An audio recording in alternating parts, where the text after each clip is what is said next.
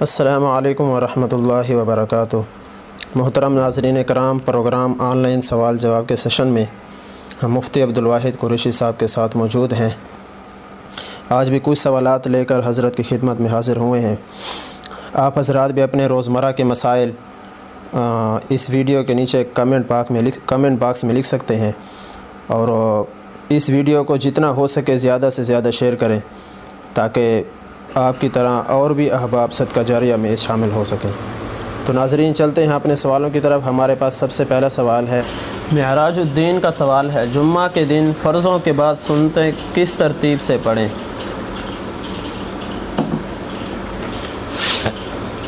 بھائی معراج الدین، جمعہ کی نماز کے بعد آپ پہلے 4 رکعت پڑھیں، اس کے بعد 2 رکعت پڑھیں۔ یہ 4 رکعتیں اور 2 رکعتیں جو جمعہ نماز کے بعد ہیں، یہ سنتیں ہیں اور سنت مؤکدہ ہیں۔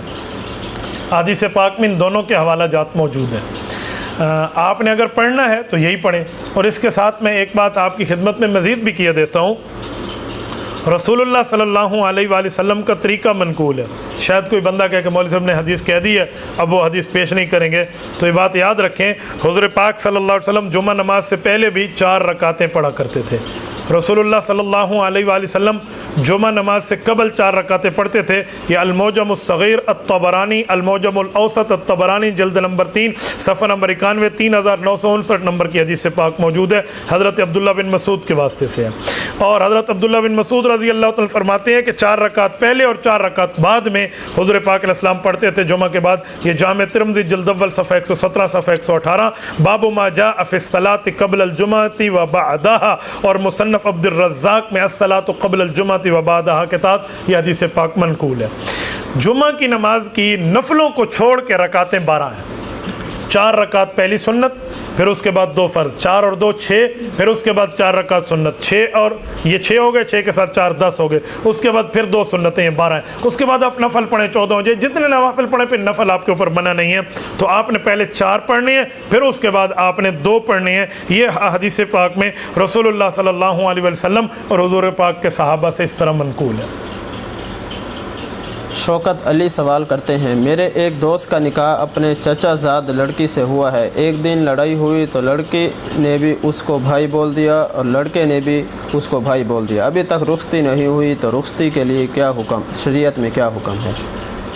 میاں بیوی کو ایک دوسرے کا بھائی اور بہن بولنا یہ ناپسندیدہ امر ضرور ہے، لیکن اس سے طلاق واقع نہیں ہوتی۔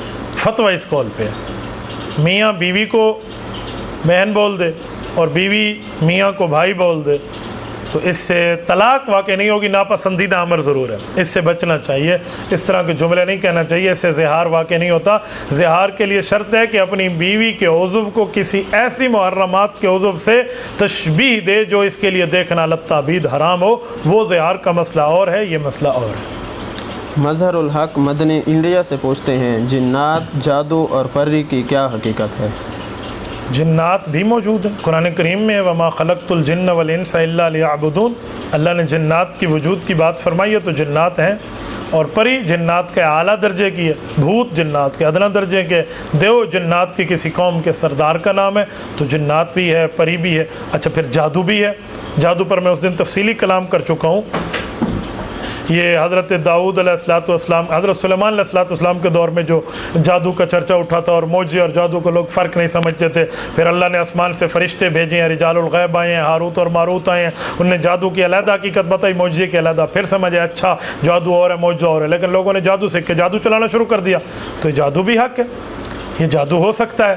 اس جادو سے بچاؤ کے لیے آپ صبح شام معوذتین پڑھیں، قل اعوذ برب الفلق، قل اعوذ برب الناس پڑھا کریں۔ حدیث پاک میں جب جادو ہوا تھا تو حضور پاک علیہ السلام نے یہی پڑھا تھا، اللہ نے اتار دیا تھا۔ دنیاوی معاملات میں جادو ہو گیا تھا، دینی معاملات حضور پاک کے اس سے متاثر نہیں ہوئے تھے۔ حضرت موسیٰ علیہ السلام پر فرعونیہ کے جادوگروں نے جادو کیا تھا، یخیل الیہ من سحرہ انہا تسعی، قرآن کہتا ہے حضرت موسیٰ خیال لگ گیا یہ تو رسی نہیں ہے، یہ تو سانپ ہے، تو یہ جادو حق ہے۔ جیسے نبی پر دھوپ اثر کرتی ہے، سردی گرمی کا اثر ہوتا ہے، پسینہ اثر ہوتا ہے، نیند آتی ہے، ایسے دنیا میں جادو بھی ہو سکتا ہے، لیکن دینی معاملات اس سے متاثر نہیں ہوتے۔ عوام کا مسئلہ نہیں، عوام کی تو سب کچھ متاثر ہو سکتا ہے، تو جادو سے حفاظت کرنی چاہیے۔ اور یہ بات یاد رکھیں، جس کا جادو چل گیا وہ تو گویا اپنے آپ کو اسلام سے خارج کر بیٹھا، یہ تو حقوق اللہ بھی ہے، حقوق العباد کو بھی توڑ رہا ہے، معافی بھی مانگے اور تلافی بھی کرے۔ یہ تو سارے معاملات ہیں، اللہ پاک محفوظ فرمائے۔ اسی لیے جادو سے بچاؤ کے لیے بہت اچھی بات ہے آپ دن میں ایک مرتبہ منزل پڑھ لیا کریں۔ منزل حضرت مولانا طلحہ کاندلوی رحمۃ اللہ علیہ جو حضرت شیخ زکریہ رحمۃ اللہ کے فرزند ارجمند ہیں، اور ان کی یہ جو منزل وہ آیات ہیں الحمد کی الف سے والناس کی سین تک، جو ان میں تمام وہ آیات اکٹھی کر دی گئی ہیں جو جادو، جنات، حسد سے بندے کو بچاتی ہیں۔ تو وہ آیات آپ روزانہ پڑھ لیا کریں، مناسب ہے، اپنے جسم پہ پھونک لیا کریں، اپنے بچوں کے اوپر دن میں ایک بار 24 گھنٹے میں بہت ہے آپ پڑھ لیں، انشاءاللہ آپ کی جادو سے حفاظت رہے گی۔ داؤد ابراہیم دمام سعودیہ سے سوال کرتے ہیں، میرا سوال یہ ہے کہ یہ بیمہ کرانا کیسا ہے؟ اگر کسی شخص نے بیمہ کرایا ہو جو امامت بھی کرتا ہو تو کیا اس کے پیچھے نماز پڑھنا درست ہے؟ بیٹا ہماری تحقیق کے مطابق بیمہ اور انشورنس سود ہے، ہم اس سود کو جائز نہیں سمجھتے۔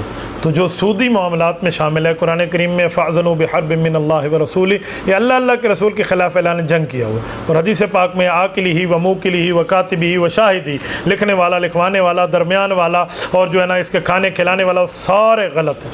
تو سود خور نہیں ہے، یہ سور خور ہیں، اللہ محفوظ فرمائے۔ اسی لیے بیمہ کو اور انشورنس کو ہم جائز نہیں سمجھتے، یہ 100% ناجائز ہے۔ تو اگر امام یہ 100% ناجائز کام کرتا ہے تو میں تو ایسے امامت سے بچنے کا آپ کو مشورہ دوں گا۔ حنیف سبراتی پوچھتے ہیں، آپ کی کتنی بیویاں ہیں اور کب شادی ہوئی؟ بیٹا حنیف آپ کو میرے بارے میں کیا سوالات شروع ہو گئے ہیں؟ اللہ تعالیٰ آپ کو خوش رکھے۔ میری ترتیب کے اعتبار سے تو کئی شادیاں ہیں۔ میری زمانہ طالب علمی میں ایک شادی ہے، وہ اہلیہ میری وفات پا چکی ہیں۔ دوسری شادی ہے، وہ اہلیہ بھی چلی گئی ہیں، وفات پا گئی ہیں اس دنیا سے، اللہ پاک ان کی مغفرت فرمائے۔ موجودہ طور پر میری 2 بیویاں الحمدللہ موجود ہیں، ان سے بچے موجود ہیں۔ تو فی الحال بیک وقت میرے پاس 2 بیویاں ہیں، میرے پاس تیسری اور چوتھے کی گنجائش موجود اور اسپیس موجود ہے، تو بیک وقت تو 2 ہی ہیں۔ آپ نے سوال فرمانا تو آپ فون پہ کر دیں، آپ آن ایئر پوچھتے ہیں لوگوں کے سامنے، اور موجودہ پھر لائیو چلتے ہوئے آپ پوچھتے ہیں۔ اللہ تعالیٰ آپ کو خوش و خرم رکھے، آپ میرے لیے دعا کریں اور میں آپ کے لیے دعا کروں۔ الطاف استاذی پوچھتے ہیں، حضرت اسماعیل علیہ السلام کے لیے جو دمبا آیا تھا اس کا گوشت کیسے تقسیم کیا گیا تھا؟ بیٹا الطاف یہ بڑا اختلافی مسئلہ ہے کہ اسماعیل علیہ السلام کی جگہ وفدیناہ بذبح عظیم، قرآن کہتے ہیں وہ جو دمبا آیا تھا یہ ذبح ہوا ہے، پھر اس کا گوشت کسی نے کھایا ہے یا نہیں کھایا۔ میں 2-4 باتیں کرتا ہوں اس بارے میں، قرآن اور حدیث میں واضح طور پہ منقول نہیں ہے، اسرائیلی روایات ہیں اور بعض معاملات اس طرح ہیں، تو پھر اس میں جس طرف کو بھی نہ مانے پھر گنجائش موجود ہوتی ہے۔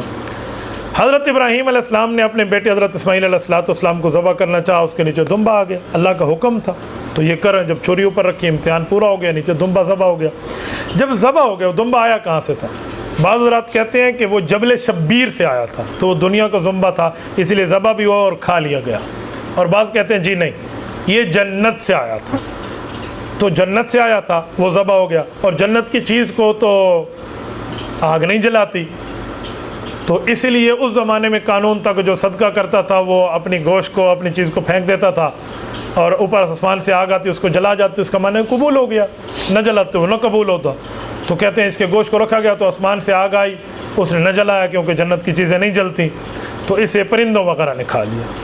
اور بعض لوگ کہتے ہیں جی نہیں، وہ جنت سے اگر آیا تھا تو جنت کے اوپر موت نہیں ہے، پھر اس کو ذبح کیوں کیا گیا؟ تو پھر ذبح کیسے ہو؟ جب ذبح ہو گیا تو پھر جل بھی سکتا ہے۔ جمل میں، ساوی میں اس طرح کی بہت سی چیزیں اور بھی ملتی ہیں، یہ تفسیر کی حاشیے اور کتابوں کے نام ہیں، تو مختلف اقوال ہیں، اس لیے کسی ایک قول کو 100% میں کہہ دوں بس یہی ہے دوسرا نہیں ہے، تو اس بارے میں دلیل چاہیے، اور دلیل اس بارے میں خاموش ہے، تو میرے خیال میں ان دونوں قولوں میں سے جو قول آپ کو پسند ہو آپ لے سکتے ہیں۔ محمد آصف پوچھتے ہیں، ایک لڑکے نے ایک عورت سے زنا کیا پھر پکی توبہ کر لی، کیا وہ لڑکا اس عورت کی بیٹی سے شادی کر سکتا ہے؟ ہمیشہ کے لیے حرام ہو گئی ہے اس کی اولاد، یہ کبھی شادی نہیں کر سکتا، اس نے اس سے زنا کیا، جب اس سے زنا، اللہ کے بندے یہ کیا معاملات ہے، بس اللہ پاک اس سے محفوظ رکھے۔ رضوان صدیق پوچھتے ہیں، میں نے کچھ دکانوں سے کچھ چیزیں چوری کی تھی کچھ سال پہلے، اب میں رقم ان کو بتائے بغیر کسی بہانے سے ان کو واپس لوٹاؤں یا ان کو بتا کر دوں؟ بتا کر لوٹا دیں تو بہت بہتر ہے، ان لوگوں کا دل خوش ہوگا اور آئندہ آپ پر اعتماد کریں گے، آپ کو برا نہیں کہیں گے۔ آپ نے چوری کی تھی نا، چوری کر لیا آپ نے، جب چوری کر لیا تو پھر آپ ان کو جا کر بتا دیں، اور اگر بتانے میں 100% آپ کو مسئلہ ہے کہ مسئلہ خراب ہو جائے گا تو وہ چیزیں آپ جا کر ان تک پہنچا دیں، پتہ نہ بھی چلے نا تو مالک تک مال پہنچ تو گیا ہے نا، جان تو چھوٹ جائے گی آپ کے ذمے سے، قیامت کا عذاب تو ٹل جائے گا نا۔ لودین سوال کرتے ہیں، اگر کسی عورت کو جان کا خطرہ ہو تو کیا وہ بچہ پیدا کرنا روک سکتی ہے؟ جان کا خطرہ ہے، ڈاکٹر نے کہا اس حمل سے اس کا معاملہ خراب ہو جائے گا اور وہ ابھی 2-4 دن کی بات ہے، تو آپ حمل ضائع کرا سکتی ہیں اس صورت میں کہ 100% طبیب حاذق نے کہہ دیا۔ اس کا یہ مطلب نہیں ہے کہ نس بندی کرا دیں اور ہمیشہ کے لیے اولاد پیدا ہونے کا ایبارشن کرا کے ختم کرا دیں۔ ایبارشن کرانا اور 100% نس بندی کرانا شریعت میں حرام ہے اور اللہ کے ہاں جرم ہے۔ وقتی طور پہ کر دینا کچھ وقت کے لیے اس کا مسئلہ نہیں ہے، لیکن ہمیشہ کے جو لوگ کراتے ہیں وہ غلط ہے۔ سمرین انڈیا سے سوال کرتی ہیں، مفتی صاحب کیا رات کے وقت جھاڑو لگانے کی ممانعت حدیث میں موجود ہے کیا؟ سمرین یہ بات ذہن میں رکھیں کہ رات کے وقت جھاڑو بھی لگایا جا سکتا ہے ضرورت ہو، دن کے وقت جھاڑو بھی لگایا جا سکتا ہے اگر ضرورت ہو، دن کو لگاؤ اور رات کو نہ لگاؤ، یہ 100% عوامی باتیں اور غلط ہیں۔ اللہ تعالیٰ آپ کو خوش و خرم رکھے، اللہ آپ کو سلامت رکھے، آپ اچھی بچی بن کر زندگی گزاریں، دن رات اپنے گھر کو صاف رکھیں۔ احتشام پوچھتے ہیں، مفتی صاحب شادی کا ولیمہ دھوم دھام سے کر سکتے ہیں؟ وضاحت فرما دیں۔ احتشام بیٹا ایک شر الولیمہ ہوتا ہے، خیر الولیمہ ہوتا ہے۔ شر الولیمہ وہ ہے جس میں غریبوں کو چھوڑا جائے اور صرف امیروں کو بلایا جائے، اور خیر الولیمہ وہ ہے جس میں غریب بھی بلائے جائیں چاہے امیر آئیں۔ تو آپ دھوم دھام سے کریں، بڑے احترام سے کریں، بڑے دھڑلے سے کریں، بڑے ذوق کام سے کریں، لیکن یہ یاد رکھیں خیر الولیمہ کریں، خیر الولیمہ، شر الولیمہ نہ کرنا، غریبوں کو ضرور بلانا تاکہ آپ کا ولیمہ بہترین ولیمہ ہو جائے۔ تنویر احمد پوچھتے ہیں، علماء دیوبند کا صحابہ کرام رضی اللہ تعالیٰ عنہ مجمعین کے متعلق کیا عقیدہ ہے کہ کیا صحابہ کرام رضی اللہ تعالیٰ عنہ معصوم عن الخطا ہیں؟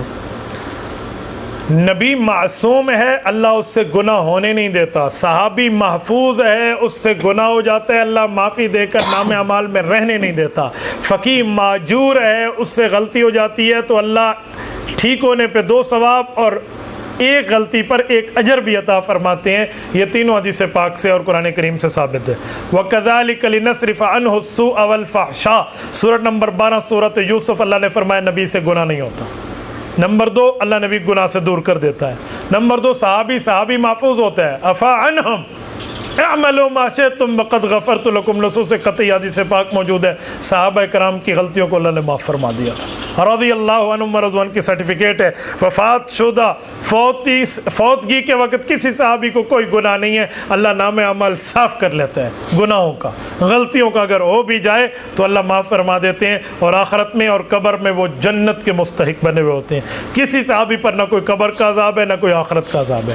اور فقیہ کے لیے صحیح بخاری جلد 2 کی حدیث کتاب الاحکام کے اللہ کے رسول نے فرمایا ان اصاب لہ اجران و ان اخطا لہ اجر، ٹھیک ہو جائے تو اللہ 2 اجر، غلطی ہو جائے تو اللہ 1 اجر۔ اہل سنت والجماعت انبیاء کو معصوم عن الخطا، صحابہ کو محفوظ اور فقہا کو معجور سمجھتے ہیں۔ یہ تینوں باتیں میں نے آپ کی خدمت میں رکھ دی۔ قریب اللہ پوچھتے ہیں، زکوٰۃ سب مال سے نکالنا ضروری ہے یا مزدوروں کی مزدوری الگ کرنا ضروری ہے؟ بیٹا زکوٰۃ آپ کے اوپر فرض ہے۔ مثلاً آپ کے پاس 10 لاکھ روپے ہے اور آپ نے جو اپنے عملے کو مزدوری دینی ہے وہ 1 لاکھ روپے ہے، تو آپ مزدوروں کی مزدوری نکال لیں گے کیونکہ وہ آپ پہ قرضہ ہے۔ پھر 9 لاکھ کی آپ زکوٰۃ دیں گے، ہر لاکھ پہ 2500 آپ نے دینا ہے۔ تو اب 9 لاکھ کی زکوٰۃ ہے، آپ کے اوپر مکمل پیسے کی زکوٰۃ نہیں ہے۔ آپ نے فون کا بل دینا ہے، آپ نے بجلی کا بل دینا ہے، آپ نے کوئی اور انٹرنیٹ کا بل دینا ہے، آپ نے بچوں کی فیسز دینی ہے، دودھ والے کے پیسے دینے ہیں، آپ نے کوئی اور معاملہ کرنا ہے، تو یہ بات یاد رکھیں آپ کے اوپر کسی قسم کا وہ نہیں ہے آپ اس کو بھی زکوٰۃ میں، آپ وہ قرضوں کو منا کریں گے، باقی ماندہ مال کی آپ زکوٰۃ دیں گے۔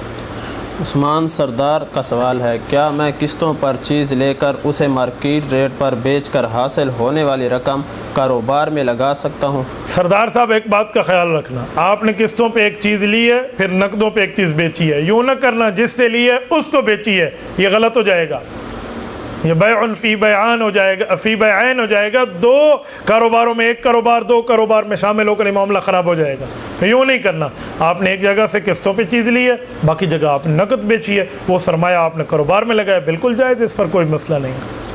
محمد سلیمان پوچھتے ہیں، مفتی صاحب بیعت کرنا فرض ہے، سنت ہے یا واجب؟ بیٹا سلیمان اس پر میرا مستقل کلپ آ چکا ہے، کریں یا نہ کریں اور کیا معاملہ ہے، آپ اس کلپ کو دیکھ لیں، یوٹیوب پر تشریف لایا کریں نا، ذرا دیکھا کریں۔ عثمان کراچی سے سوال کرتے ہیں، کیا عورت پر ساس سسر کی خدمت ضروری ہے یا نہیں؟ اگر نہ کرے تو اس پر زبردستی کر سکتے ہیں؟ اس پر بھی میں جواب دے چکا ہوں بیٹا عثمان، آپ میرے کلپ کو سن لیں، بلکہ اسی بیان میں دے چکا ہوں، آپ ریورس کر لیں۔ شکر اللہ قریشی پوچھتے ہیں، اخلاق کی تعریف کر دیجئے، احسان اور اخلاق کیا فرق ہے؟ اخلاق خلق، اس کا معنی ہوتا ہے ایسی عادت جو بندے کے جسم میں مضبوط ہو جائے، اور احسان حسن سے نکلا ہے، اس کو پیاری عادت بنا دو۔ نمبر 2، احسان کا ایک اور معنی بھی ہے کہ آپ اللہ کی ایسی عبادت کرو گویا آپ اللہ کو دیکھ رہے ہو اور اللہ تمہیں دیکھ رہا ہے، اس طرح کا قرب حاصل ہو، جس تصوف کہتے ہیں، اس کو بھی درجہ احسانی کیفیات کہا گیا۔ اس پر مزید پڑھنا چاہتے ہیں تو علامہ خالد محمود PhD لندن دامت برکات رحمۃ اللہ تعالی علیہ کی کتاب آثار الاحسان 2 جلدوں کا مطالعہ کیجئے، آثار الاحسان پڑھیے، آپ کے اوپر یہ تمام معاملات کھلتے چلے جائیں گے۔ عبید عرابی سوال کرتے ہیں، بغیر داڑھی والا امام جماعت کرا رہا ہے تو کیا داڑھی والے کی نماز ہو جائے گی اس کے پیچھے؟ جی بیٹا بالکل داڑھی والے کو اس کے پیچھے نماز نہیں ہوگی، داڑھی منڈے کو تو امام بنانا ہی نہیں چاہیے، اسے پکڑ کے پیچھے رکھنا چاہیے۔ تو امامت کو شوق ہے تو سنت رسول پوری کر کے امامت کے مصلی پہ وہ آتا ہے جو جانشین پیغمبر بن کے آتا ہے، اور پیغمبر کی جانشینی میں تیرے چہرے پہ سنت رسول نہیں تو کیسا جانشین ہے؟ تو اس لیے جانشین بننا ہے تو رسول اللہ صلی اللہ علیہ وسلم کی شکل کو پسند بھی کرو اور اسے شکل اپناؤ اور بناؤ۔ اکرام حسین پوچھتے ہیں، ایک آدمی نے سود کی رقم سے قرآن خرید کر مجھے دیا ہے، اب میں اس کو پڑھ سکتا ہوں کیا؟ آپ کو 100% یہی یقین ہے کہ اس نے سود کی رقم ہی سے خرید کے دیا، تو اس قرآن کریم کو اٹھائیے اور کسی دوست کو جا کر، کسی مدرسے کو جا کر، کسی بچے کو جا کر ہدیہ کر دیجئے، ثواب کی نیت اس پہ نہ کیجیے، سود کے پیسے پہ ثواب کی نیت نہیں ہوتی۔ محمد فیاض سوال کرتے ہیں، 2 بہنیں لڑ رہی تھی، ایک کے شوہر نے اپنی بیوی سے کہا کہ اگر تو اپنی بہن کے گھر گئی تو تجھے 3 طلاق، اب صلح ہو گئی ہے، اب وہ بہن کے گھر جانا چاہتی ہے، کوئی ایسا طریقہ بتا دیں کہ طلاق بھی نہ ہو اور مسئلہ بھی حل ہو جائے؟ اسے کہتے ہیں پینڈنگ ڈیورس، طلاق معلق، تو نے یوں کیا تو یوں ہوگا، تو طلاق معلق کی وجہ سے طلاق ہو جائے گی اگر وہ بہن کے گھر جائے گی۔ یہ اس نے اپنے منہ سے یہ پاگل پنا کیوں نکالا ہے؟ اس نے بے وقوفی کیوں کی ہے؟ تو لہٰذا اب اس نے کہہ دیا تو اب وہ جائے گی، طلاق ہو جائے گی۔ اس کی صورتیں کیا ہے، کیا حل ہو سکتا ہے، اس بارے میں تفصیل آپ علماء کے پاس ہیں تو ہو سکتا ہے آپ کے لیے کوئی مخلص نکل آئے۔ جزاک اللہ خیر۔ اللہ تعالیٰ آپ کو خوش رکھے۔ وآخر دعوانا الحمد للہ رب العالمین۔